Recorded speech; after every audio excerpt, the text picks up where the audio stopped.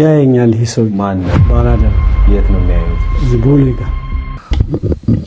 ሰላም እንደምናላችሁ ክብራትና ክብራን የመርማሪው ሚዲያ ተከታታዮች እንደምን ቆይታችኋል? በያላችሁበት ሰዓት አቆጣጠር በያላችሁበት የዓለማችን ማዕዘን ሁሉ ሰላም ሙሉ ወደ እናንተ ይሁን እንላለን። ክብራትና ክብራን እንኳን በድጋሚ ወደ ቻናላችን በደህና መጡ።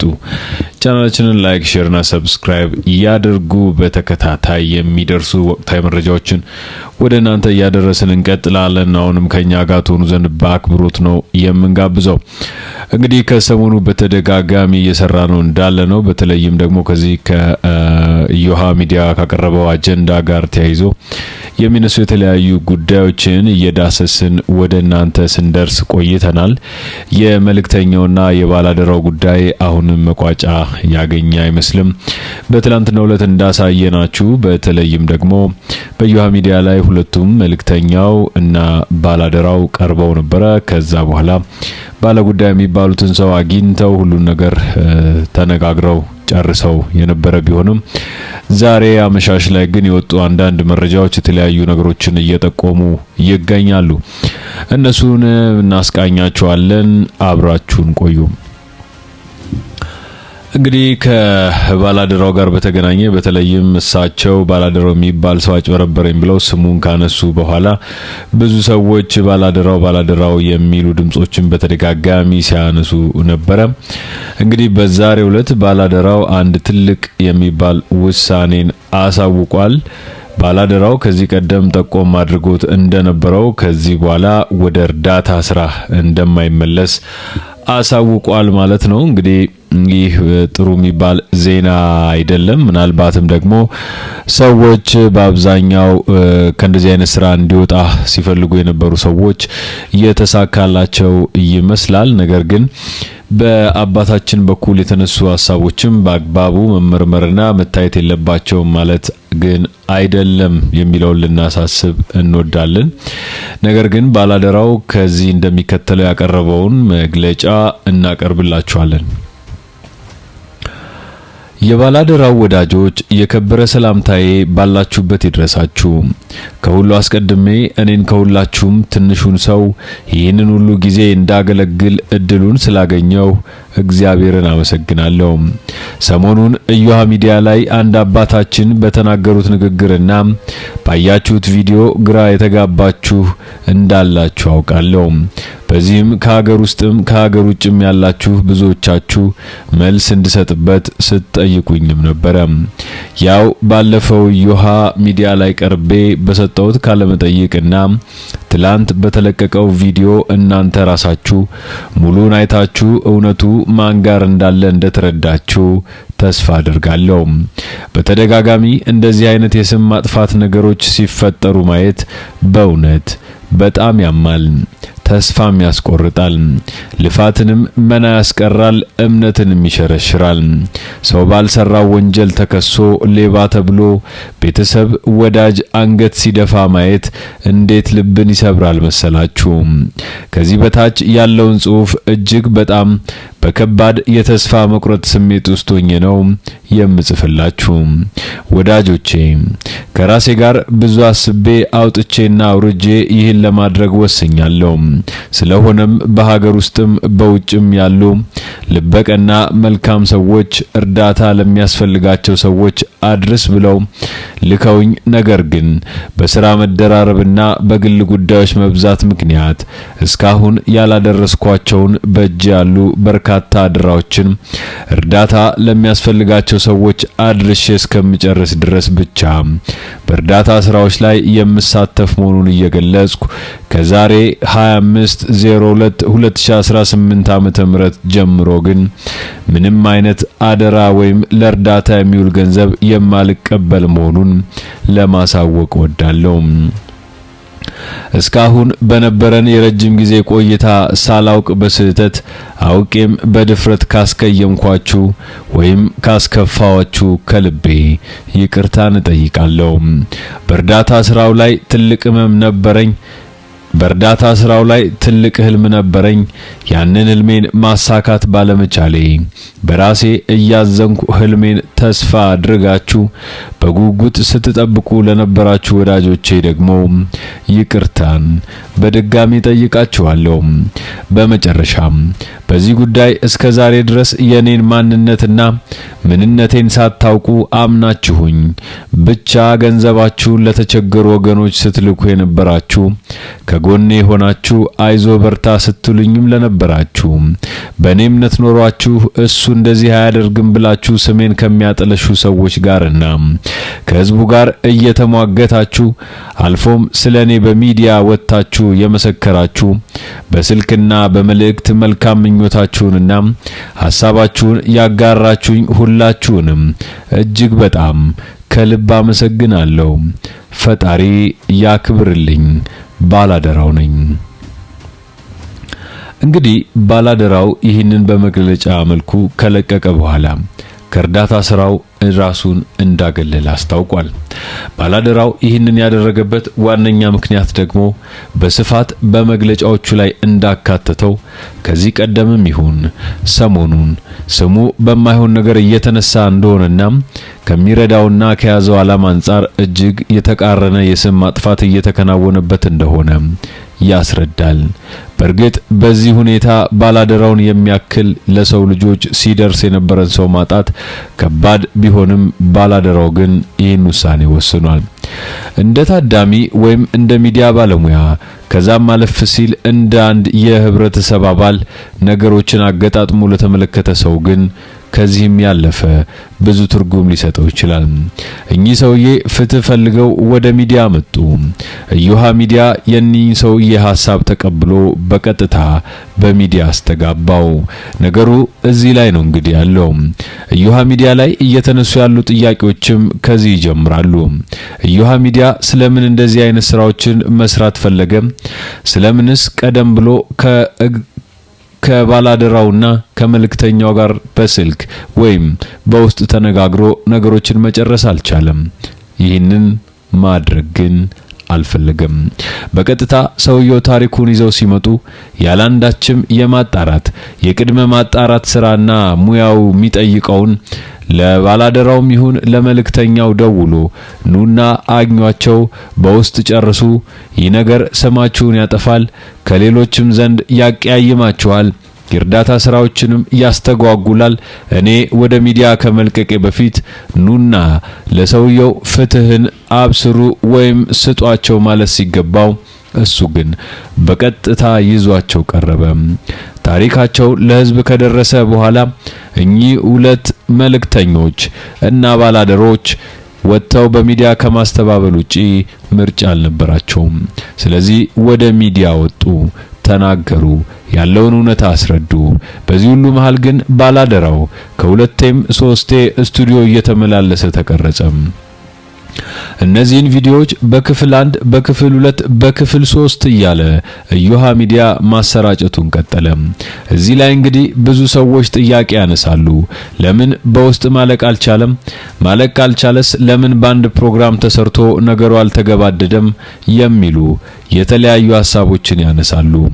አሁንም እዮሃ ሚዲያ ኃላፊነቱን ተወጥቷል ለማለት የሚከብድ ደረጃ ላይ ደርሰናል ይላሉ አንዳንድ አስተያየት ሰጪዎች።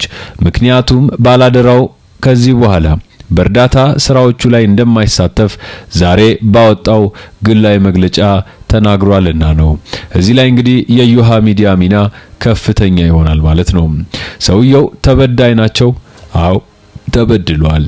ገንዘባቸውን ማግኘትና መካስ አለባቸው። አዎ መካስ አለባቸው። ነገር ግን ይህንን ማድረግ የሚቻለው ሁሉንም ነገር በሚዲያ ከዘረገፉ በኋላ ሳይሆን በውስጥ የሰዎችን ስም በጠበቀ መልኩ ማህበራዊ ኃላፊነታቸውን እየተወጡ በሰላማዊ መንገድ ኑሯቸውን እየኖሩ ሰውየውን በውስጥ አበረታተው አጠንክረው በህግ መንገድ የሚያልቀውንም በህግ መንገድ ወስደው ማሳጠርና መጨረስ እየቻለ ጋዜጠኛው በእዮሃ ሚዲያ አውጥቶ መዘርገፉ እነሱን ከማጥቃትም ያለፈ ብዙ ሊረዱ የሚችሉ ወገኖችን ከዛሬ ጀምሮ ጉሮሯቸውን እንደቆለፈባቸው ይቆጠራል የሚሉ ሰዎችም አሉ። ይህ እንግዲህ ከዮሃ ሚዲያ ጋር ጥርጣሬን ለማስነሳት ብዙዎቹ እየሞከሩ ናቸው። ከባላደራው ወይም ከመልእክተኛው ጋር በተገናኘ የሚነሱ ሩመሮች ወይም ጭምጭምታዎች እውነት ይሁኑም አይሁኑ እንደ ሚዲያ ባለሙያ ግን በውስጥ ጨርሶ ወደ ሚዲያ መምጣት ነበረበት የሚሉ ሰዎች በስተው ይገኛሉ። በሌላ መንገድ ባላደራውና ይህ በተደጋጋሚ ወደ እሳቸው ሲደወል የነበረው ስልክ በትሩ ኮለር ሲወጣ እሳቸው በተደጋጋሚ የሚናገሩት የዮሐንስ እያሉ ዮሐንስ ማለት የባንክ አካውንቱ ባለቤት ማለት ነው፣ እውነተኛ የባላደራው ስም ነው የሚሉ የተለያዩ አስተያየቶችም በሌላ መንገድ እየተሰጡ ይገኛሉ። ይህንን እንግዲህ ዞሮ ዞሮ ህዝቡም ሆነ ሌላውም ታዳሚ ከህግ ፕሮሰስ ወይም ሂደቱ መጨረሻ ላይ የሚያገኘው ሆኖ የሰውየው ፍትህም በተከታታይ በዮሃ ሚዲያ ወይም በሌሎች ሚዲያዎች አፕዴት እየተደረገ መታየት አለበት እንላለን። ከዚህ ቀደም በተደጋጋሚ እንደተዳንገር ነው ራሳቸውን ሳያሳውቁ ስማቸው ሳይገለጽ ፊታቸው ሳይታይና የመታወቂያ አድራሻቸው በማይታወቅበት ሁኔታ ሰዎች የነሱን ከቨር የነሱን ምስል የነሱን አጠቃላይ መረጃ ተጠቅመው ሌሎችን ቢያጭበረብሩ ወንጀል ቢፈጽሙባቸውና ሌሎችም የከፉ ወንጀሎች በስማቸው ቢፈጸሙ እጅግ አሳሳቢና ተጠያቂ ያደርጋል። ከዚህ አንድ ቪዲዮ አያይዘንላችኋል። ይህ ቪዲዮ በቀልድ መልኩ በቲክቶክ ተሰርቶ እየተለቀቀ ነው። ይህ ቪዲዮ ዋና ማጠንጠኛው መልእክተኛው ነኝ እያለ የሚዞር አንድን ሰው ያሳያል። ይህ በቲክቶክ የተለቀቀ የኮሜዲ ሚዲያ ወይም ደግሞ የኮሜዲ ቪዲዮ ሲሆን በተለይም መልእክተኛው ነኝ ሲል ብዙ ሰዎች ተስገብግበው እንዴት ወደ መኪናው እንደሚቀርቡ ይናገራል ወይም ደግሞ ያሳያል። ዳሩ ድራማ ይሁን እንጂ በውስጡ ብዙ መልእክቶችን ያጨቀው ይህ ቪዲዮ ከዛም ሰዎቹ ለእርዳታ ስለምትፈልጉ ወደ መኪናው ግቡ ሲል መልእክተኛውን መስሎ የሚጫወተው ይህ ተዋናኝ ይናገራል። ሰዎችም ተስገብግበው ከኋላ ባለው የመኪና ወንበር ላይ ጥልቅ ይላሉ። ከዛ በኋላ የቀረባቸውና የደረሰባቸው ግን ዝርፊያ ወይም አንገታቸውን ተቆልምሞ ያላቸውን ንብረት ማስረከብ ነበረ። ይህ በድራማ መልኩ የቀረበ የቲክቶክ ቪዲዮ ነው። ነገር ግን ቁም ነገሩ ሌላ ነው።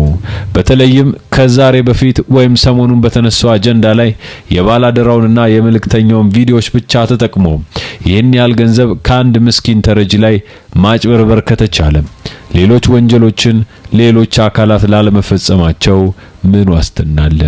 ስለዚህ መልእክተኛውም ይሁኑ ባላደራው ስማቸውን ከማሳወቅ ጀምሮ ፊታቸውን ከማሳየትም ጀምሮ ሌሎች መረጃዎችን በህጋዊ መንገድ ካጠናቀሩ በኋላ መቀጠልና መስራት አለባቸው እንጂ ከዚህም በኋላ በሚዲያ ብሮድካስቲንግ ሲስተም ውስጥ ከገቡ በኋላ ኢንፎርሜሽናቸውና የማጭበርበር ዘዴዎች በስፋት እየረቀቁ መምጣታቸው ግን የማይቀር ይመስላል። በተለይ ወደፊት በሚኖሩ አንዳንድ ነገሮች ላይ ስማቸው በተደጋጋሚ ሊነሳ የሚችልበት እድል አለ። በስማቸው ወንጀል ሊፈጸም ይችላል። በስማቸው ማጭበርበር ሊፈጸም ይችላል። ይህን መከላከል የሚችሉት ህጋዊ ሰውነት ለብሰው ህጋዊ ተቋም ከመሰረቱ ብቻ ነው።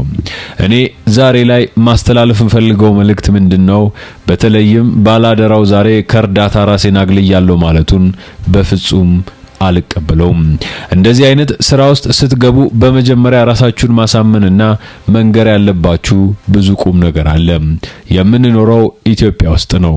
ብዙ ማህበረሰብ በሐሜትና በጎሲፕ የተመሰረቱ ሐሳቦችን በሚያስተላልፍበት ማህበረሰብ ውስጥ ስለዚህ እንደዚህ አይነት ጉዳዮች ሊመጡ እንደሚችሉ ከመጀመሪያም ራስን ማሳመንና ማዘጋጀት ይጠይቅ ነበር። ይህንን ካደረጉ በኋላ ግን ነገሮች ወደማይሆን አቅጣጫ እንደሚያመሩ ቀድሞ ፕሪዲክት ባልተደረገ መልኩ ዛሬ ተነስቶ ራሴን አግልያለሁ ማለት ለሚረዱ ሰዎችም ጥሩ መልእክት አይሰጥም። ለሚረዱ ሰዎችም ደግሞ ጥሩ የሚባልን ምስል አይፈጥርም። ስለዚህ ከዚህ ሁሉ ዋነኛ መፍትሄው የነበረው ምንድነው? ድርጅት መስርቶ በህጋዊ መልኩ በኢትዮጵያ መንግስት ተመዝግቦ ህጋዊ ኦዲት ያለው ህጋዊ የፋይናንስ ስርዓትን የሚያልፍ ህጋዊ የገንዘብ ዝውውርን የሚያስተናግድ ድርጅትን ፈጥሮ ለሰዎች መድረስ ዋነኛና ዋነኛ ተግባር ሊሆን ይገባል። ከዛ በተረፈ በሰዎች ደስታ ለመደሰት የሚጥርን ሰው በዚህ መልኩ ማሸማቀቁ በኢትዮጵያ ውስጥ አዲስ አይደለምና ወደፊትም መቀጠሉ አይቀርም። ምናልባት የባላደራው መልእክት አይቶ መልእክተኛውም ሌላ የራሱን መረጃ ይዞ ሊመጣ ይችላል። ነገር ግን እኛ አሁንም እንላለን ሰዎችን መርዳት የሚያስደስታችሁና የምትደሰቱበት ከሆነ ህጋዊ ተቋም ፈጥራችሁ በዛ መልኩ ነው እንጂ በዚህ ምክንያት ወጣው ከዚህ በኋላ እርዳታ ውስጥ የለሁም ከዚህ በኋላ ሁሉ ነገሬን አቁም ያለው የሚሉ መልእክቶችን ይዛችሁ ባትመጡ መልካም ነው እንላለን። በጎ ተግባራችሁ መቀጠል አለበት። ነገር ግን ከህዝብ ሐሜት በነጻ ራሳችሁንም የወደፊት ህይወታችሁንም ባስተካከለ መልኩ እንዲሆን እንመክራለን። እንግዲህ ክቡራትና ክቡራን በተለይም ከሰሞኑ በተደጋጋሚ የተነሳ ያለው የዚህ የመልእክተኛውና የባላደራው ጉዳይ ብዙ ሰዎችን ወደ ጉዳዩ እየሳበ እየጎተተ እያመጣ ይገኛል። ባላደራው በዛሬው ዕለት ራሴን ከዚህ ስራ አግልያለሁ ብሏል።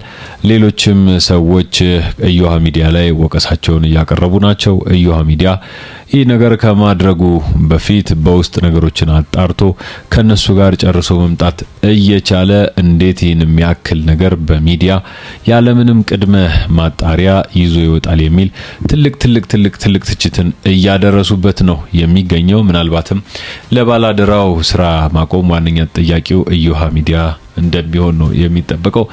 ምክንያቱም ከዚህ በፊትም ብዙ ትችቶች እየደረሱበት እንደሆነ ተናግሯል። ነገር ግን ከዚህ በፊት ስራ የማቆም ሐሳብ አልነበረውም። አሁን ላይ ግን ሐሳቡን ይፋ አድርጓል። ምክንያቱም እዮሃ ሚዲያ ላይ ብዙ ነገሮች ዘርዘር ብለው ስለወጡ ማለት ነው።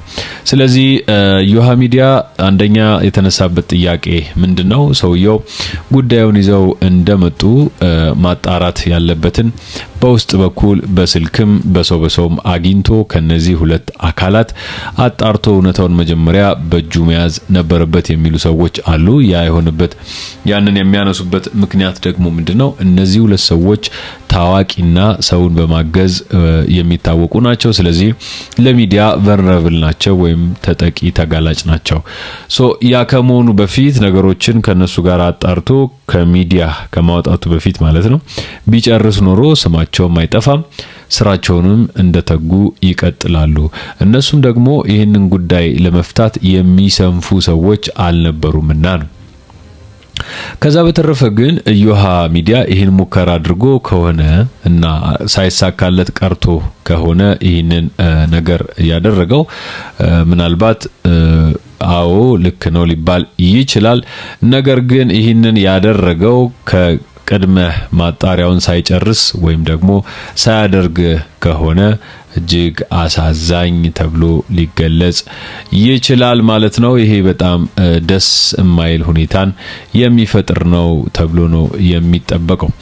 እንግዲህ ይህንና ያንን እያለ የዚህ ጉዳይ መቋጫ እንግዲህ እሳቸው ወይም ሰውየው የጀመሩት የህግ ፕሮሰስ ሊሆን እንደሚችል ምንም የሚያጠራጥር አይደለም። ከዛ በኋላ ማን እንዳጭበረበራቸው ዮሐንስ ነብሮ የሚባለው ሰው ማን እንደሆነ ሊጣራ የሚገባው ነው። ዮሐንስ ነብሮ አንዳንድ ሰዎች እንደሚሉት የባለ አደራው እውነተኛ የመታወቂያ ስም ነው ሲሉ ይናገራሉ። ነገር ግን ያ ሆነ የሚሉት ትሩኮለር ላይ ስሙን አይተናል በሚል ነው። የመሆን ዕድሉ ሆነም አልሆነም ጠባብም ሆነ ሰፊ ሆነ ወደፊት ህግና ጊዜ የሚያወጣው ነው የሚሆነው። ነገር ግን ዛሬ በዚህ ሁኔታ በተለይም ባላደራው የሚባለው ሰው ራሱን ከእርዳታ ስራዎች ማቆሙ አነጋጋሪ ሆኗል። ነገር ግን እዮሃ ሚዲያ እዚህ ላይ ሐሳብና አስተያየታቸውን ቢሰጡን በጣም ደስ ይለናል። ምክንያቱም በጋዜጠኝነት ሙያ አንድ ነገር ሚዲያ ላይ ብሮድካስት ከመደረጉ በፊት በቂ የሚባል ባላንሲንግ ይሰራል ወይም ደግሞ ከግራም ከቀኝም የማጣራት ስራ ይሰራል። ያ የሚሆነው ግን ከመተላለፉ በፊት ነው። ሚዲያ ላይ ከወጣና ብዙ ህዝብ ከተነጋገረበት ከታየ በኋላ አጀንዳ ከሆኑና በሰው ምላስ ከገቡ በኋላ እስኪ አሁን እግረኛ ማነው መልእክተኛው ጋር እንደውል አሁን ደግሞ ባላደራው ጋር እንደውል እየተባለ አይደለም ማጣራት የሚከናወነው። ማጣራት የሚከናወነው ከመተላለፉ በፊት ነው። ይህ የሚደረግበት ዋነኛው ምክንያት ህዝብን ቢያዝ ከማድረግ ለመዳን፣ ህዝብን ከማታለል ለመዳን፣ ሰዎች ተጠቂ እንዳይሆኑ ሰዎችን ለመከላከል ነው እንጂ በፍጹም ሌላ ዓላማ ኖሮት አይደለምና ይህ በዩሃ ሚዲያ በኩል ሊገለጽና ሊብራራ ይገባዋል። እኔ ስማቸው ጠፍቷል ብዬ ነው ማምነው። በተለይ ሁለቱም ከዚህ ወንጀል በህግ ነፃ ናችሁ ከተባሉ ዩሃ ሚዲያ መጠየቅ አለበት። ይህ ሴንሲቲቭ ኢሹ ነው። ምክንያቱም ገንዘብ ጋር የተገናኘ ኢሹ ነው። ከህዝብ ገንዘብ የሚሰበሰብ ነገር ነው። ስለዚህ ሁሉም ሰው ጆሮውን አቁሞ የሚጠብቃቸው ናቸው። ይሄ ነገር በተደጋጋሚ ቼክ መደረግ ነበረበት። ሁሉም ነገር መስተካከል ነበረበት ማለት ነው። ይሄንን አይተው አንዳንድ ሰዎች ዩሃ ሚዲያ ላይ ጣታቸውን እየቀሰሩ ነው የሚገኙት። በተለይ ደግሞ ባላደራው እርዳታ አቁም ያለው ካለ በኋላ ማለት ነው። እንግዲህ ውድ ቤተሰቦቻችን አብራችሁን ስለቆያችሁ በጣም ደስ ይለናል። በያላችሁበት ሰዓት አቆጣጠር መልካም ሁሉ ወደ እናንተ ይምጣ። ሰናይ ጊዜ፣ ሰናይ ምሽት እንዲሆንላችሁ ነው የምንመኘው። ይህ መርማሪው ሚዲያ ነው። ቻናላችንን ላይክ፣ ሼር፣ ሰብስክራይብ በማድረግ ዋና ቤተሰባችን ሁኑ። ለዛሬው አበቃን። በነገው ዕለት በዚሁም ሆነ በሌላ ጉዳይ እስከምንገናኝ ሰናይ ምሽት ጊዜ ይሁንላችሁ። ባባይ